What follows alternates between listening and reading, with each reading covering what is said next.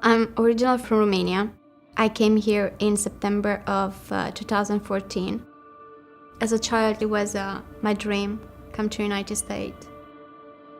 I chose to come to the YWCA because they have the GED program.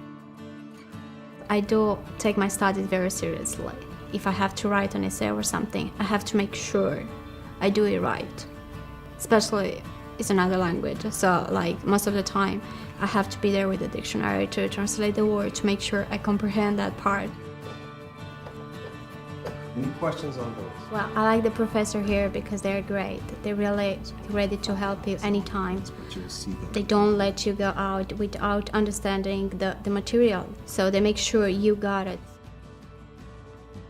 My math teacher is Brian Dams, and he's really great. Like in class, he's really amazing.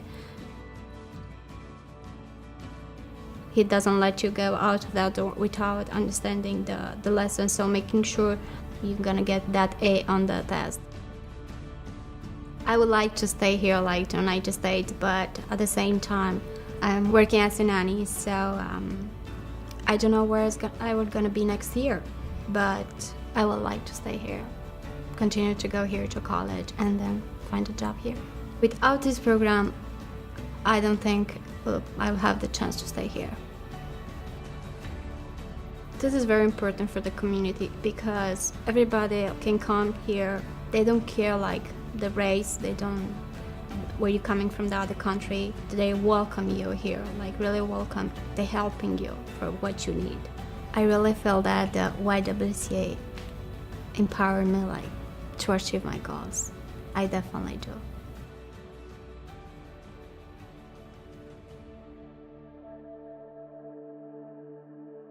I hated me. You know, when you're growing up and you're told you're ugly, you're black, you're ugly, you're nothing, you'll never be nothing, I bought into it. I was bullied as growing up, used to be chased home from school. I've had a lot of mental abuse, physical abuse, domestic violence. So that's how I lived my life. I was 20 when I first started smoking crack. And of course, that was the worst thing I could have ever done because it was to a point of no return. For many years, I thought I could control it. Really didn't know that it was a disease, you know, and how it was gonna affect me and take me years and years and years to get off of it. My daughter was 8 months old when I started. So I missed a lot of her life. And I thank God for her dad and her stepmom because they raised her. I was homeless, so I lived literally on concrete. I slept on a church step. I used to sleep in the park also because of the drugs. You know, thinking sleeping on the street was normal. It was okay. A day-to-day for me was get up, panhandle. Also would go to a lot of the soup kitchens because that's the only way I would eat. Then I had to get on the ball of getting my money for my crack. So it was walking the streets, just walking the streets. Every dime I got had to go toward drugs. Like they say in recovery, you know, you had to march to the beat of the drugs. If it say wake up, you wake up. And if it say go, feed me, you had to feed it. So that was me for many years. I was living with my daughter in her apartment. And I had relapsed 3 times, but that last particular time that I did, I relapsed the day before her birthday. So that means I wasn't there for her birthday. I found myself right back at that church ground that I used to sleep on. I heard a voice say, "Is this really how you want to live?" And I just started looking around.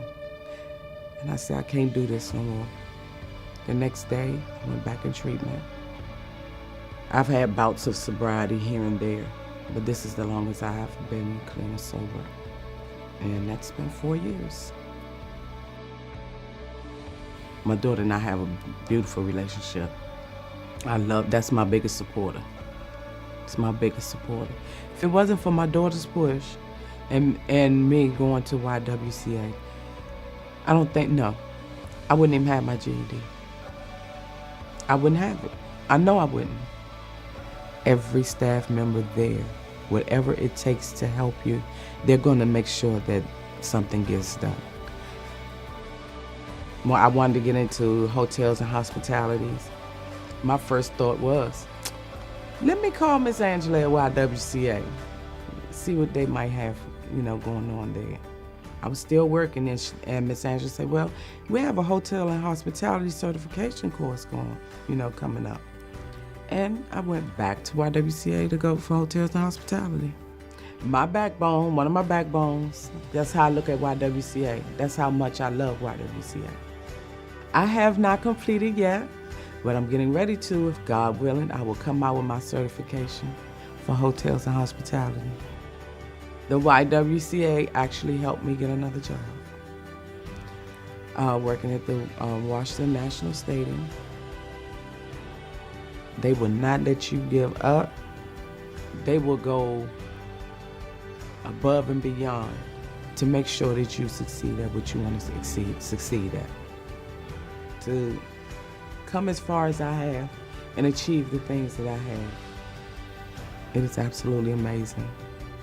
My life didn't just change, my whole life evolved.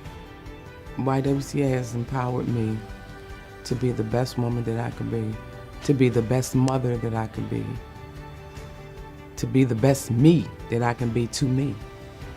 They have taught me to love myself. Those women taught me to be a woman. I really appreciate that.